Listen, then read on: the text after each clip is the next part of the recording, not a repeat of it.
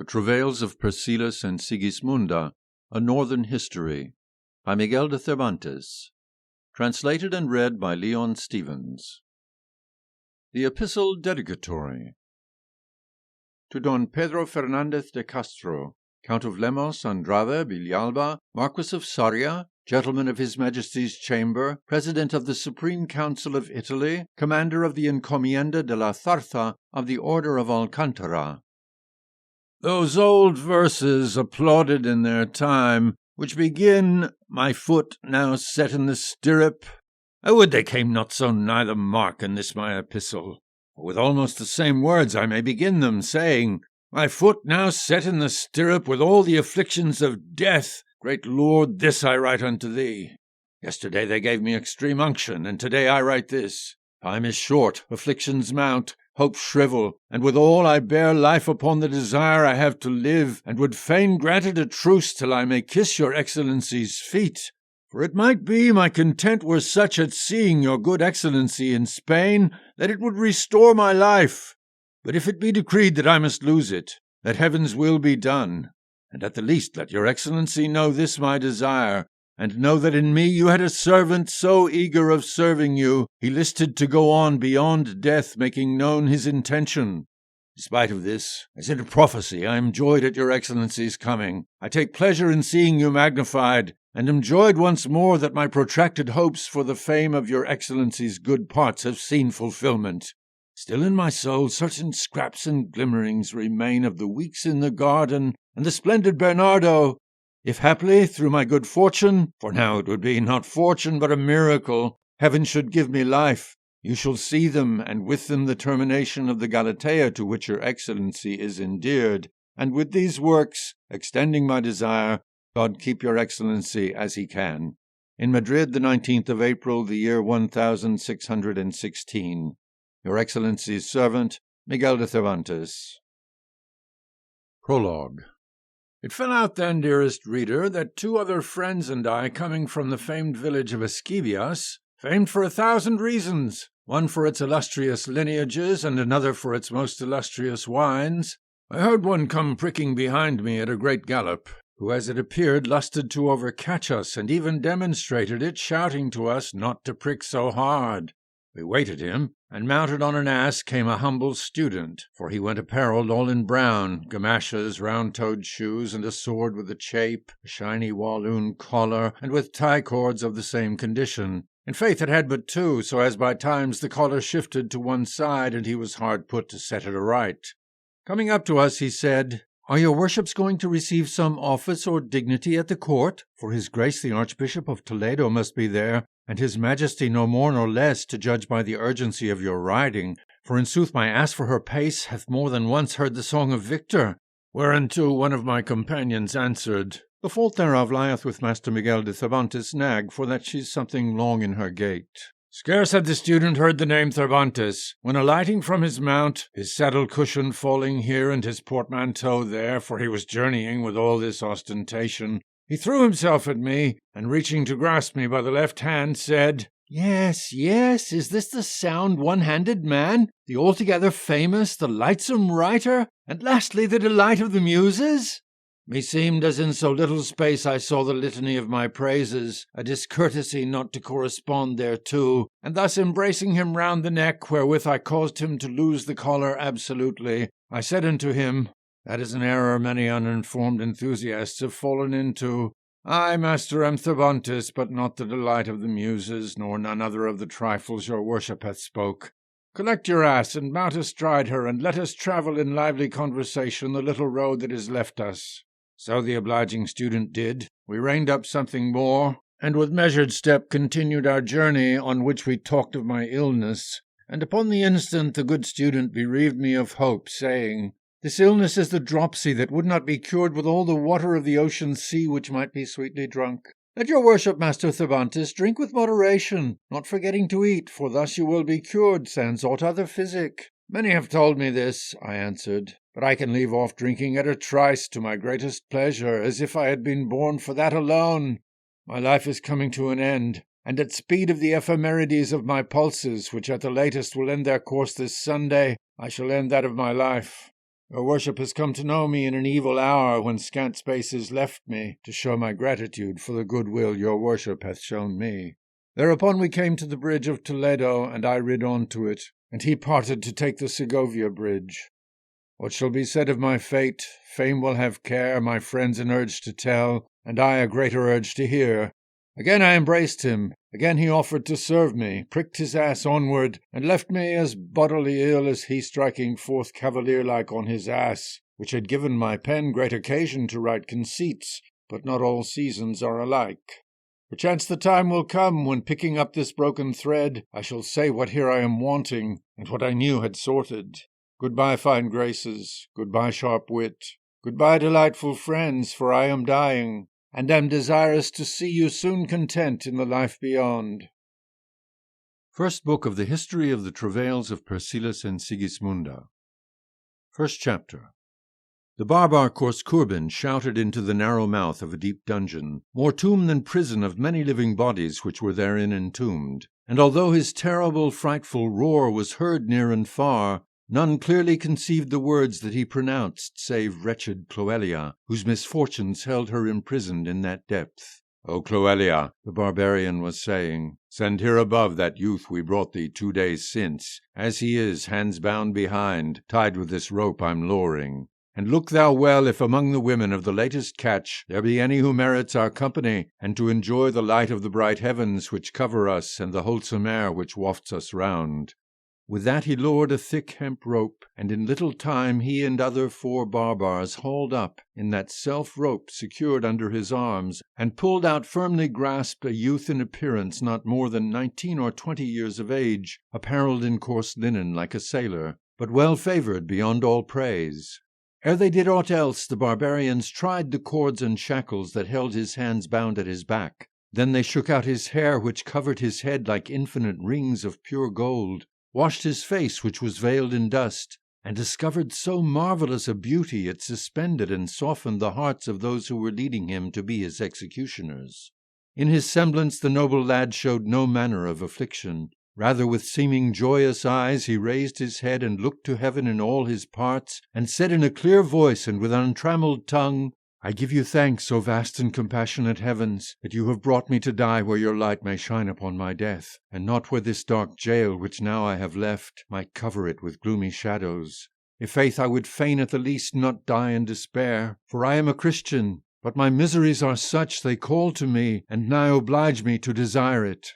The barbarians conceived none of these words, for they were spoken a language different from their own, and thus first closing the mouth of the dungeon with a large stone, and laying hold on the youth without untying him, the 4 together came with him unto the seashore, where they had a log raft, bound together with strong reeds and flexible withies.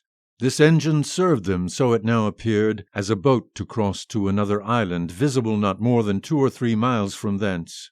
Straight they leapt on to the logs, and sat the prisoner in their midst, and one of the barbarians straight took up a hugest bow that was upon the raft, and arming it with a mighty great arrow, whose head was hard flint, he promptly drew it and confronted the youth, betokening him as his butt, giving signs and signals that now he meant to pierce his chest.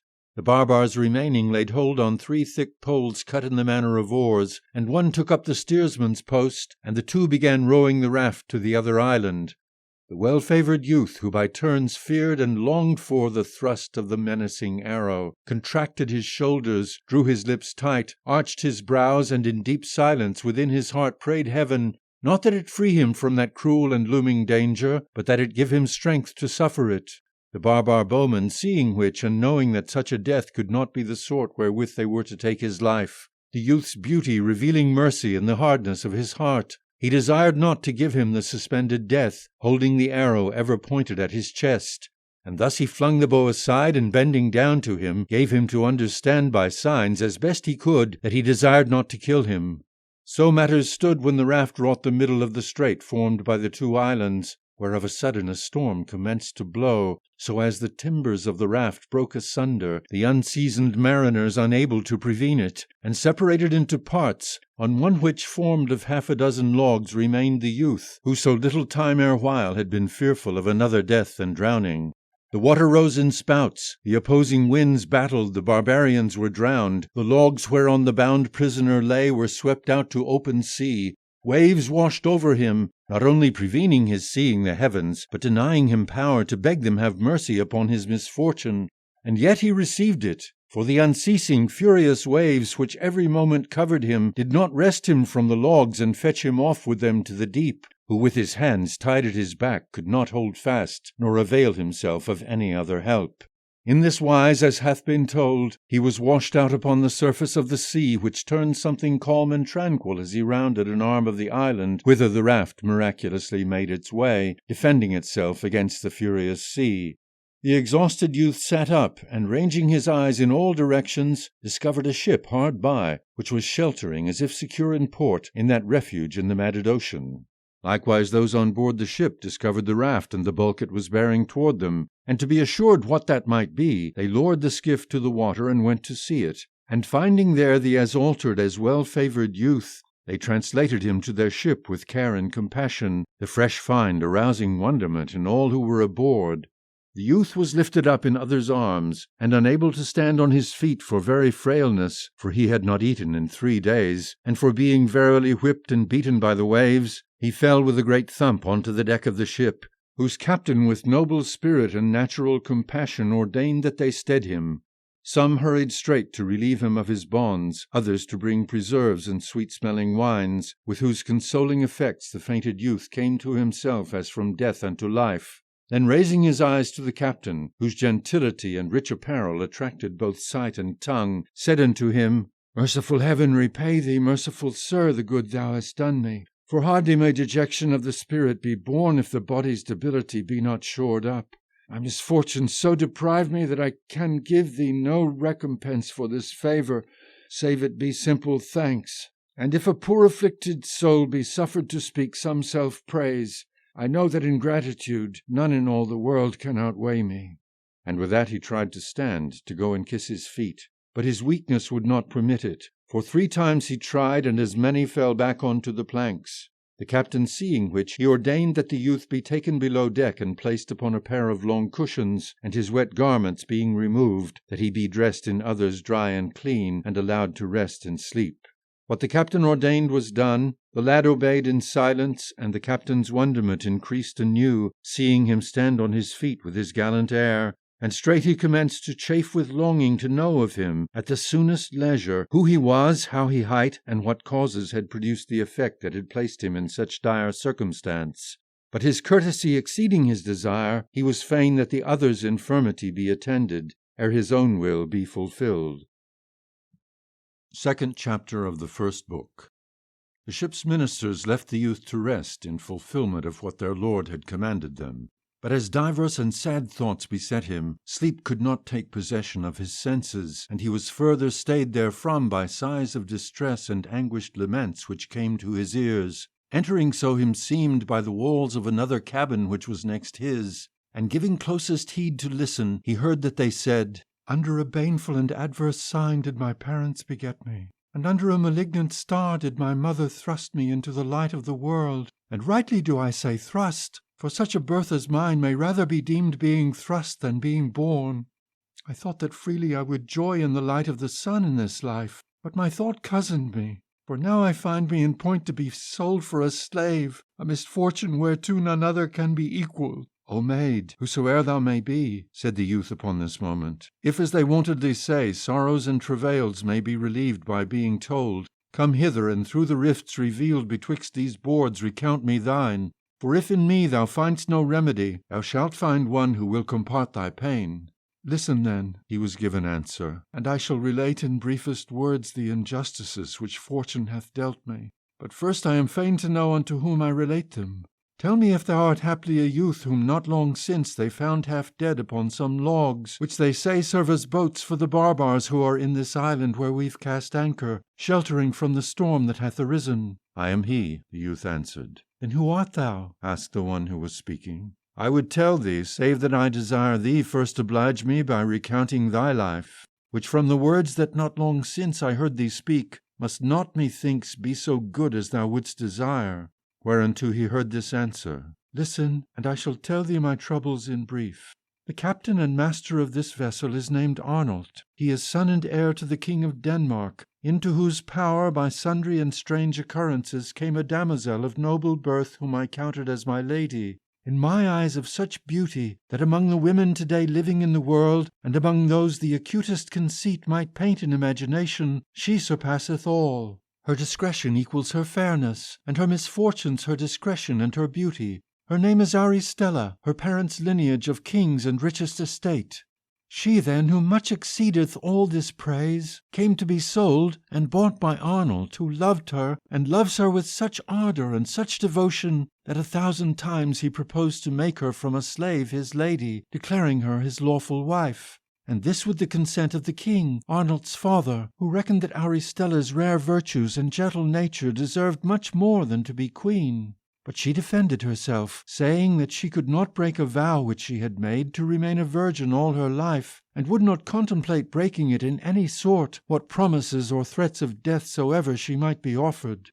But despite of that, Arnold never ceased to entertain his hopes with doubtful visions, sustaining them with the alterations of time and woman's changeable estate. Until it happed that as my lady Aristella was walking beside the sea, pitying herself, not as a slave, but as a queen, some pirate ships arrived and captived her, and carried her off nobody knows whither. Prince Arnold conceiving that these pirates were those same who the first time sold her unto him, the which pirates travel round all these seas, islands, and coasts, robbing or buying all the beautiful damosels they find, bringing them as chattel to be sold to this island where they say we are, which is habited by barbarians, indomitable, cruel people, who amongst themselves hold as inviolable in certain truth, persuaded or by the devil or by an ancient sorcerer whom they regard as supremely wise, that from amongst them a king will arise, who will conquer and rule a great part of the world. They know not who this king they wait is to be, and to find him out, that sorcerer gave him this command, that they sacrifice all the men who should come unto the island, and make powder of their hearts, I say of each and every one, and give it unto the noblest barbars in the island to drink, with the express order that he who can swallow it without mopping and mowing, or giving any token that it tasted bad, be raised up as their king. But 'tis not to be he who will conquer the world, but a son of his. He commanded them withal to hold in the island all the damosels they could or buy or captive, and the beautifullest among them be straight delivered unto the barbar whose glorious succession was promised by the powdered drink. They treat these bought or stolen damosels well, in this alone showing civilized features, and those they buy at exorbitant prices they pay for with rough ingots of gold and with priceless pearls, which abound in the seas along the shores of these islands. And for this reason, drawn by such interest and gain, many have turned pirates and traders. Arnold then, who, as I have told thee, conceived that Aristella, his soul's other half, whom he cannot live without, might be in this island, to be satisfied on this account, hath ordered that I be sold to the barbarians, so as remaining among them I can act as a spy to learn what he desires to know, and is staying for naught else but that the sea be calmed, to weigh up anchor and conclude the sail.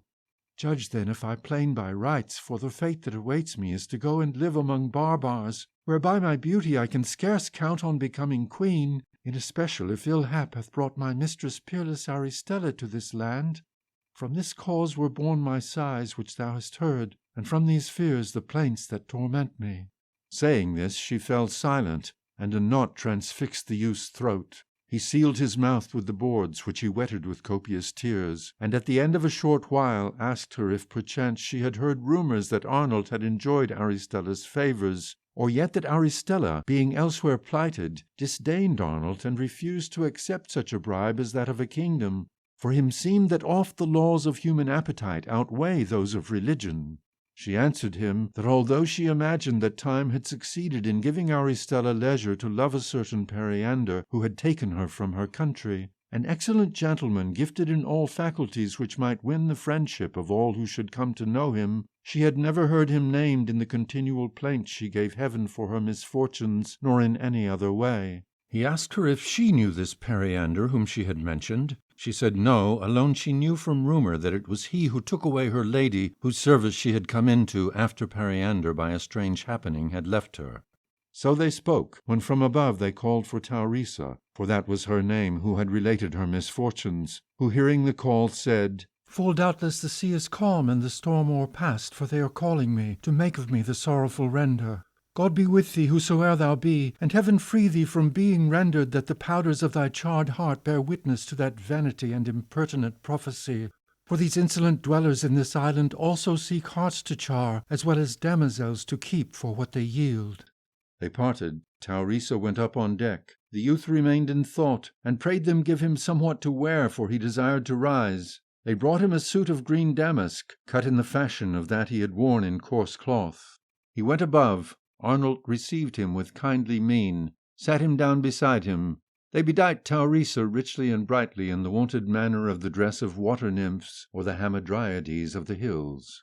All the while that this was being done to the lad's admiration, Arnold told him all his loves and efforts, and even begged his counsel what he should do, and asked him if the measures he had adopted to learn of Aristella were like to speed. The lad, whose soul, from the conversation he had had with Taurisa and what Arnold was telling him, was filled with 1,000 imaginings and suspects, examining in swiftest flight of conceit what might hap if perchance Aristella were among those barbarians, answered him, "Sir, I am not of an age rightly to counsel thee, but I have a will that moveth me to serve thee. For the life which thou hast given me, with the welcome and the mercies thou hast accorded me, oblige me to use it in thy service. My name is Periander, born of most noblest parents, and equal to my nobility runs my bad luck and my misfortunes, which being so many now yield no opportunity to recount them unto thee. That Aristella whom thou seekest is a sister of mine, whom I too am seeking, because by divers happenings we were parted a year since. By her name and by the beauty thou exaltst, I know that doubtless she is my lost sister, to find whom I would give not alone the life that I possess, but the happiness I hope to receive at finding her, which is the greatest I can hope for. And thus interested as I am in her discovery, from many other means created in my imagination I have chosen this, which though it bring my life greater danger, will be surer and quicker. Thou, Lord Arnold, art resolved to sell this bird unto these barbars, so that being in their power she will see whether Aristella is there withal, whereof thou mayst be informed, returning a second time to sell another damosel to those same barbars, and Taurisa will not want means of giving tokens whether Aristella is or is not there with the others, whom the barbars keep there for the purpose we know, and purchase with such solicitude."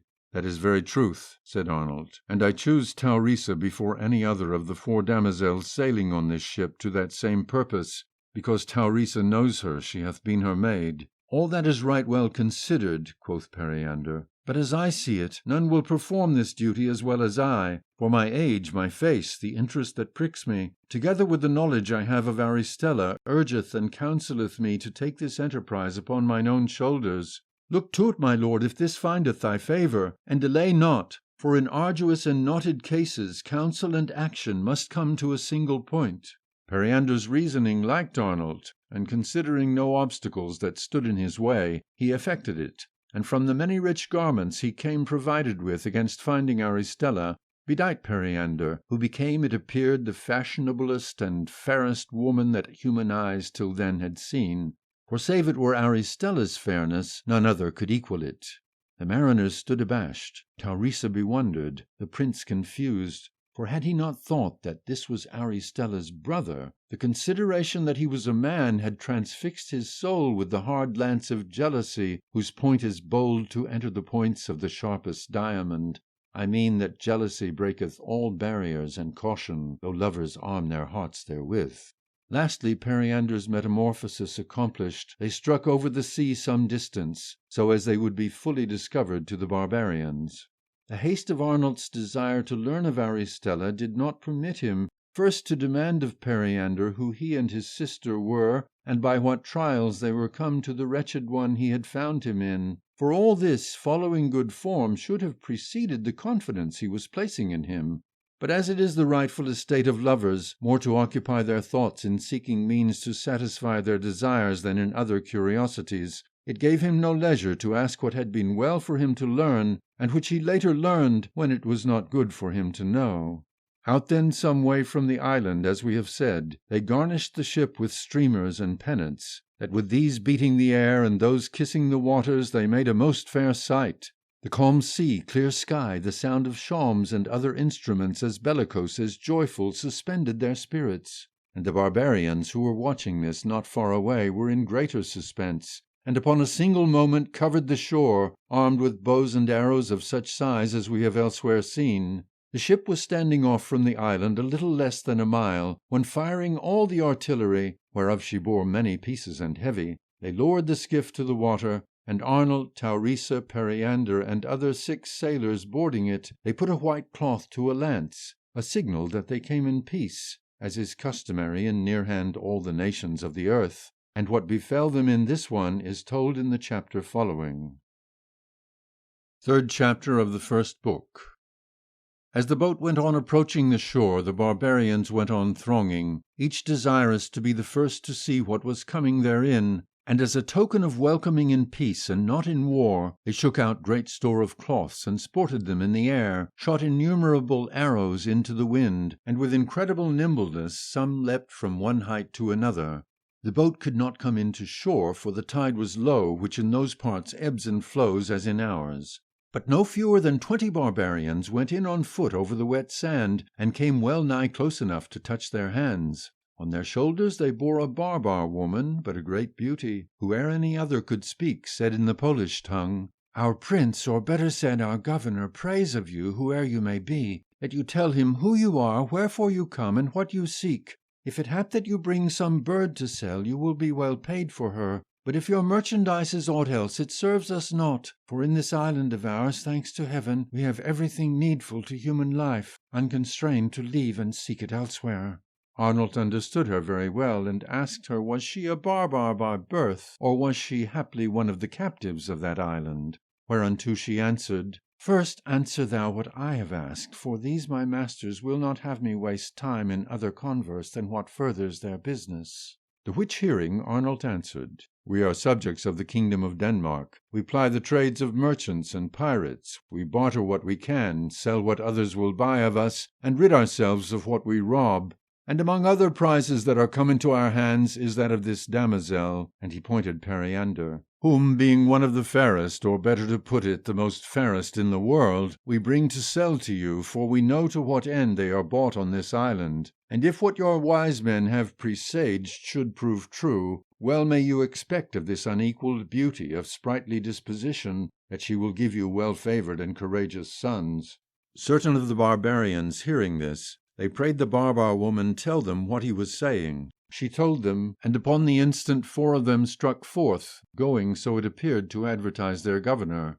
In the time they were gone, Arnold asked the barbarian woman if they had any bought women in the island, and if there was any among them of beauty such as she might equal the one they had brought to sell. "No," quoth the barbar woman, "for although they are many, none of them is my equal. For indeed I am one of the unfortunates chosen to be queen of these barbars, which would be the greatest calamity that could strike me." Those who were gone inland returned, and with them many others, and their prince, who proved such by the rich adornments he wore. Periander had thrown a thin transparent veil over his face, to dart without warning the light of his eyes like lightning into the eyes of those barbars who were staring at him fixedly. The governor spoke with the barbar woman, whence it fell out that she told Arnold her prince had said bid him lift the damosel's veil. Thus it was done. Periander stood up, discovered his face, raised his eyes to heaven, made a show of pain for his misfortune, emitted the rays of his 2 sons to one and other side, so that meeting those of the barbar captain they brought him to the ground. Thus at the least he gave to understand by kneeling in the way he knelt, in his manner adoring the beautiful image which he thought a woman, and speaking with the interpreter, in brief dealing dispatched the sail, and gave all that Arnold cared to ask for her without a word. All the barbarians turned back to the island, returned instantly with innumerable pieces of gold and long strands of finest pearls, which were delivered uncounted and in a confused heap unto Arnold, who straight taking Periander by the hand, rendered him unto the barbarian, and told the interpreter resolve her master that he would return in few days' time to sell him another bird, if not so fair, such at least as might warrant to be bought. Periander embraced all those who were come in the boat, his eyes nigh drowned in tears, which were born not of an effeminate heart, but of reflection on the harsh trials which had befallen him. Arnold gave the ship a sign to fire the artillery, and the barbar his men that they play their instruments. And instantly the heavens rang with artillery, and the music of the barbars filled the air with rude and discordant sounds. With this applause, carried on the barbarians' shoulders, Periander set foot on land. Arnold and those who were come with him went back to the ship, being composed between Periander and Arnold, that save the wind should force him, he would endeavour to stand no farther off the island than required to remain undetected therefrom, and would return thither to sell Taurisa if needful, when from the token Periander should give him, he would learn if Aristella had been found or no. And in the case she were not in the island, he would spare no means of freeing Periander, though it meant making war on the barbars with all his power and that of his friends.